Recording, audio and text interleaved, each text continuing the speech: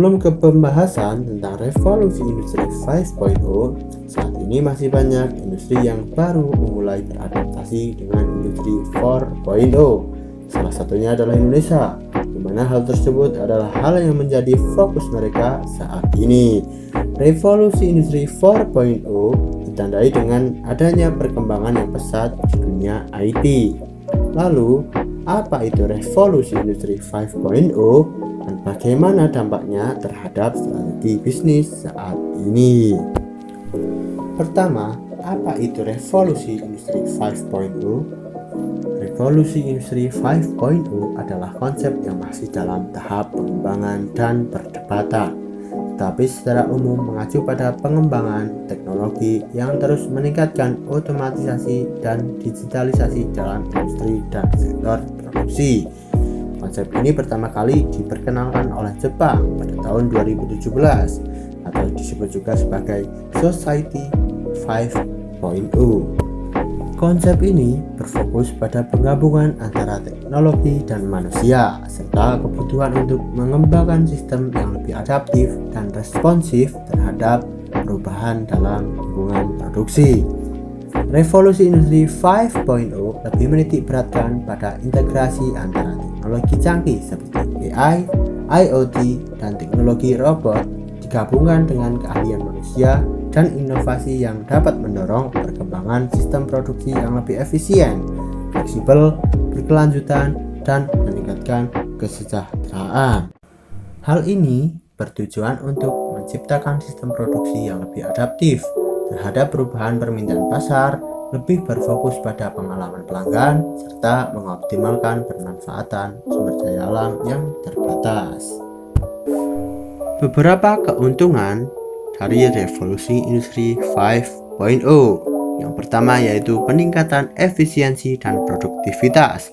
Revolusi industri 5.0 akan memungkinkan peningkatan efisiensi dan produktivitas dalam berbagai industri dengan otomatisasi proses dan penggunaan teknologi baru seperti pemanfaatan AI dan analisis data.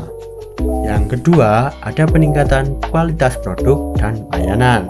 Dengan menggunakan teknologi canggih, perusahaan dapat meningkatkan kualitas produk dan layanan mereka sehingga meningkatkan kepuasan pelanggan dan memperkuat posisi mereka di pasar. Yang ketiga, ada peningkatan fleksibilitas produksi.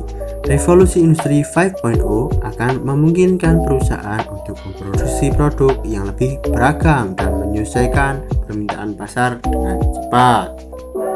Keempat, ada peningkatan keselamatan kerja. Perkembangan teknologi menuju era 5.0 akan memungkinkan adanya penggunaan robot dan teknologi canggih lainnya untuk mengurangi resiko kecelakaan dan cedera di tempat kerja. Yang kelima, peningkatan keberlanjutan. Inti dari era 5.0 adalah membantu perusahaan lebih peduli terhadap lingkungan. Hal ini dapat dimulai dengan menggunakan teknologi energi hijau dan proses produksi yang lebih efisien dan bertanggung jawab tidak hanya pada masyarakat, tetapi dampak pada lingkungan juga.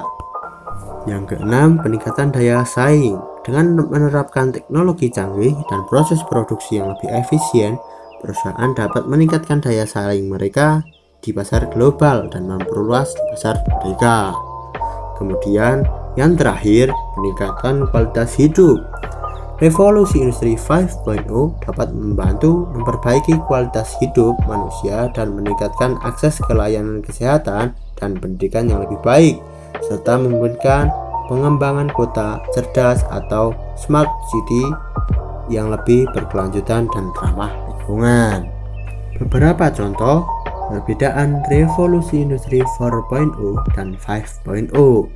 Yang pertama, industri 4.0 berfokus pada bagaimana mengotomasi sebuah pekerjaan, sementara industri 5.0 fokus pada bagaimana mengoptimasi jam kerja untuk menyelesaikan pekerjaan.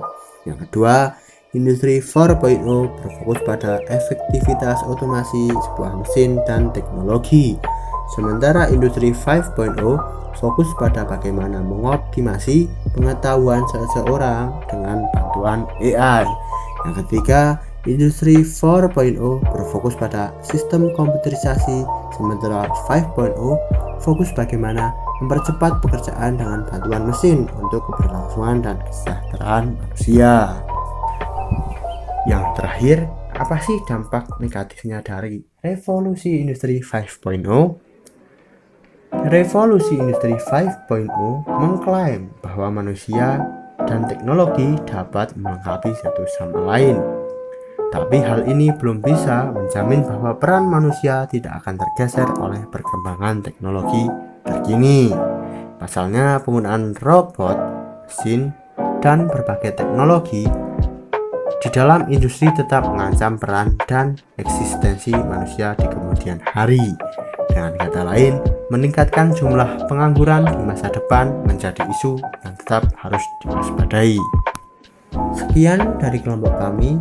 Terima kasih. Wassalamualaikum warahmatullahi wabarakatuh.